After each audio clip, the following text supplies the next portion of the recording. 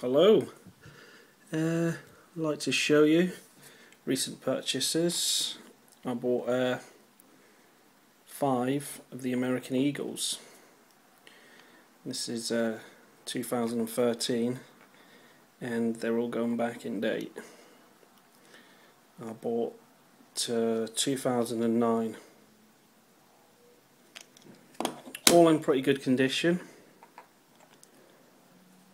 I'll say pretty good because I've got one here. I think it's the 10, yeah, 2010.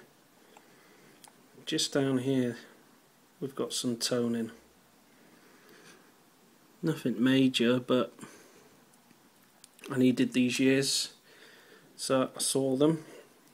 Cost me £78 to get it posted. So that's them, and I made myself a couple of flintlock pistols. Let's get them in the middle there.